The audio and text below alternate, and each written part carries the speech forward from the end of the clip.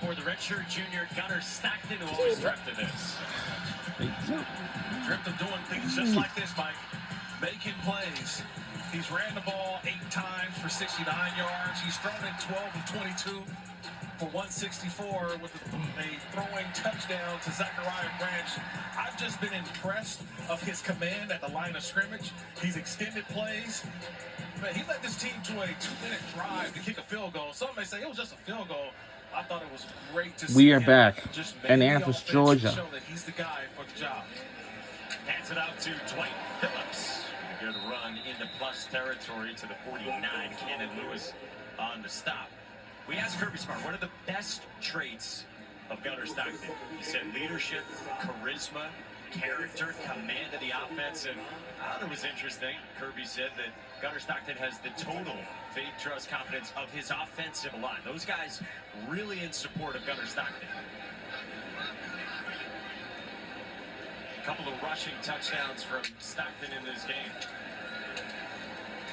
Fires toward the sideline here. He's got it complete to Colby Young. Wow. It's a tackle and barrels inside the 25. You were screaming for Colby Young during the break, and guess what? Oh, there he is. Number 8, Colby Young, the former University of Miami wide receiver, runs a nice little out route, delivered on time. Watch before his head turns around. That ball's already delivered.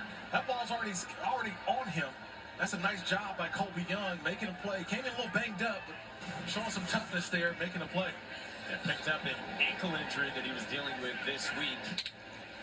But good for 25 there. Stockton turns the corner, ties it, and he slides down at the 20. By the way, with Colby Young, last year played in just 5 games. In October, he was suspended after he got arrested. This offseason reached a plea deal and eventually fully returned to the team. 5th-year senior from Binghamton, New York. Coaching staff, a lot of praise for him. Mike Bobo said to us, he's very grateful for another chance with Georgia.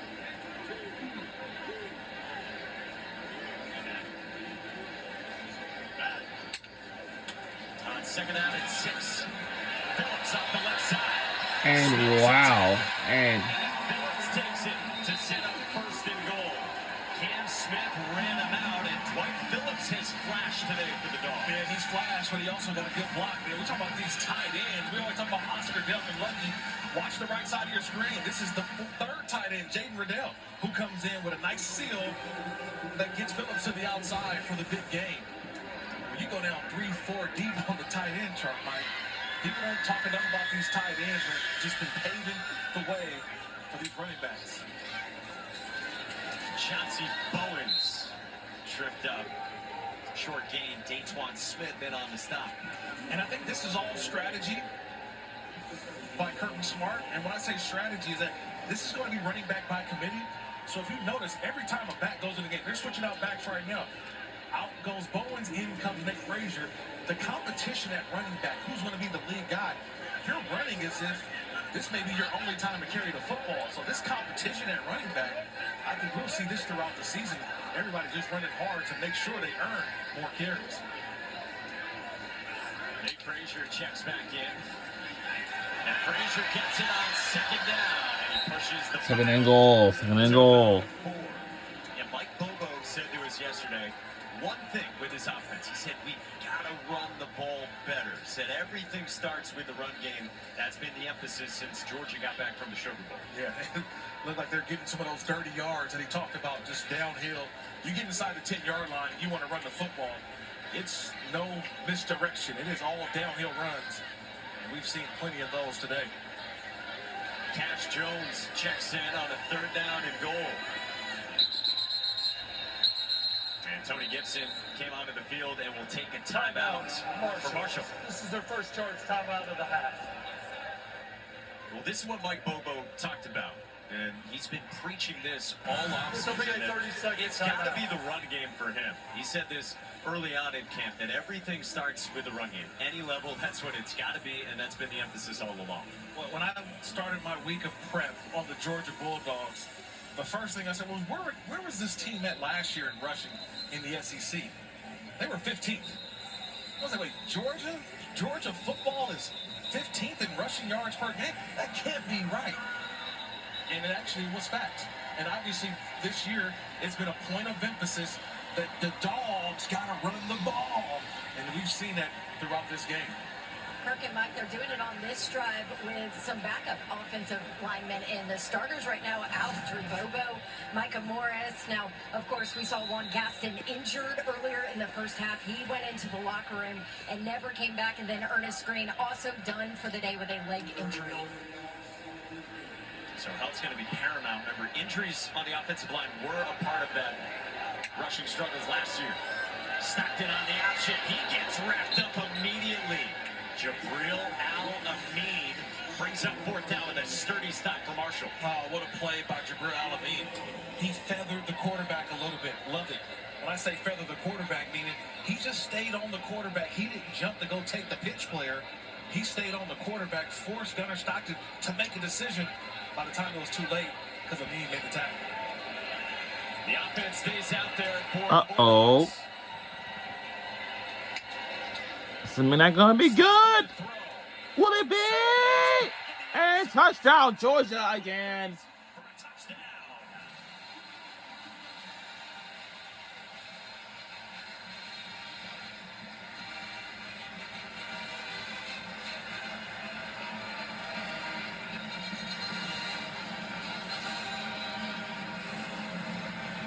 It's just a walk in the park. Look at the protection.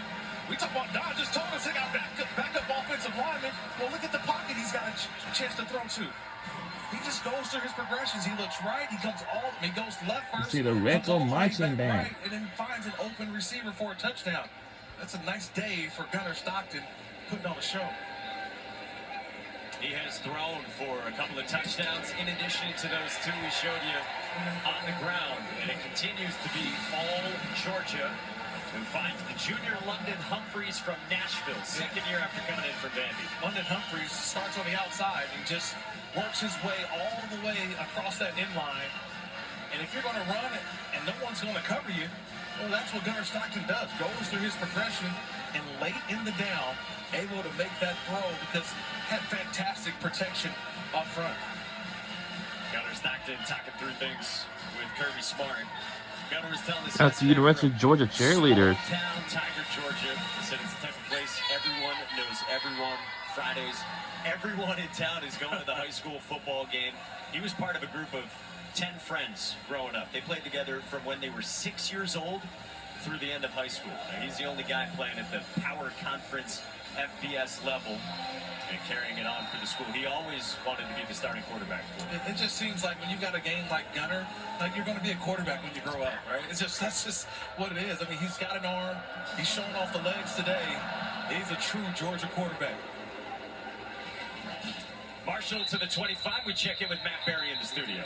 All right, gentlemen, just a reminder, what a great day to have the new ESPN app. Here's what's going on around the country today. Alabama is in it at the Doak 24-10 over on ABC plus US Open, third round going on ESPN2, gentlemen. What a great day of sport. Look at that dog. What a legend.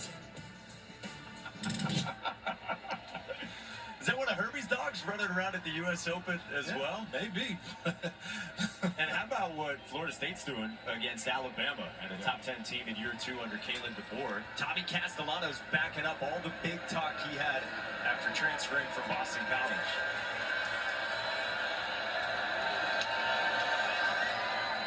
Ja'Kai Long hands it off, and Justin Williams-Thomas with a burst. He carries it out to the 35. Zion Branch was there on the stop with a first down. So we mentioned Castellanos. We've talked a lot about Gunnar Stockton. You got good new quarterbacks in new places all around the country getting unveiled this weekend. Another run, and it's Justin Williams-Thomas pushing the pile out to the 38 with a gain of 3.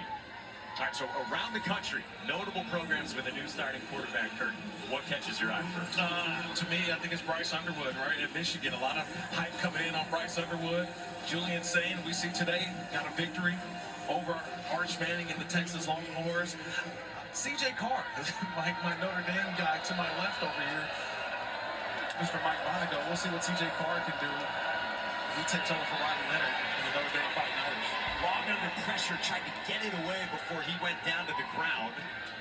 He was under pressure from Justin Green.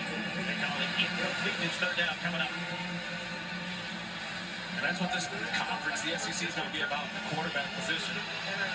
Zakai Long is learning. He's learning on the run. This is part of it. You're going against an SEC dominant defense.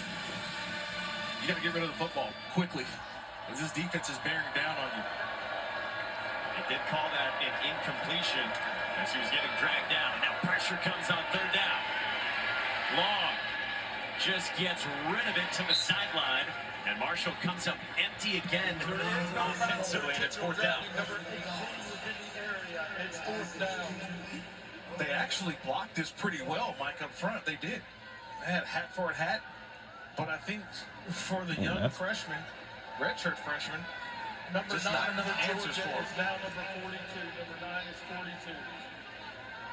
So many questions at the line of scrimmage, and right now he's trying to find out where to go with the football. There's just nowhere to go. So Kobe White-Helton is ready to get it from Nathan Totten, who's been busy for Marshall. Inside of 3 minutes to go in this third quarter at Sanford Stadium.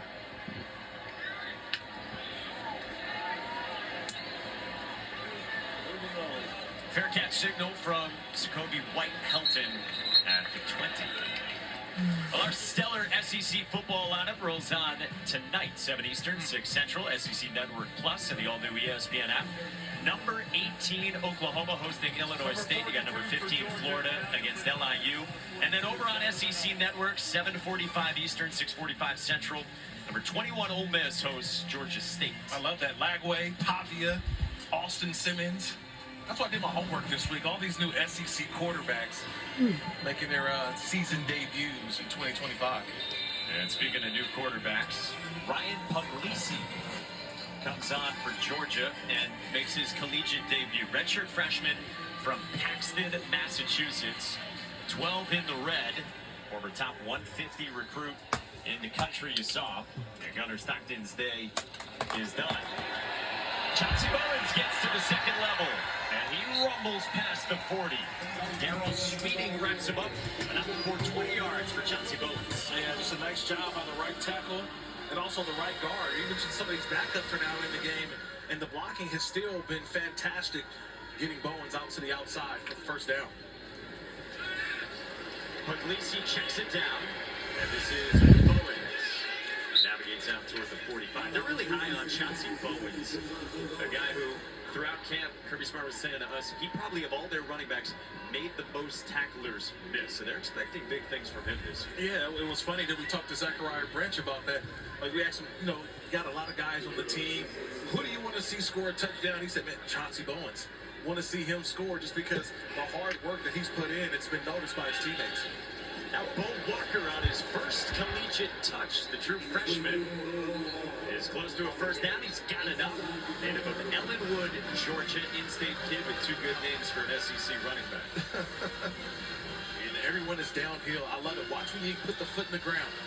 Everything is going forward, north and south. Nobody's east and west dancing in the backfield, Mike. That has been a point of emphasis for these running backs to get upfield. Over 200 yards rushing for Georgia now. Puglisi had that batted down. He was looking in the vicinity of C.J. Wiley, 6'4" true freshman from Baton Rouge. Of course, one thing we haven't talked about as well this year is how the wide receiver production is. Drops. Georgia fans sick and tired of hearing about that. Huge problem last year. 30-plus drops among the top two teams in the country in drops. What have you made of their wide receiving core today? Yeah, there was a couple drops early on, right? And so they're going to continue to keep working at it. I've said it before. We know what Zachariah Branch can do, but the other wide receivers, can they come along as well and be some threats in the passing game? Love the tight ends, but it's about this receiving core. See, those 35 last year. North Texas, a team that throws the football a ton. Only team with more drops than those 35 from the Dogs last year. So third down and 7 coming up for this Georgia offense with backups in the final minute of the third.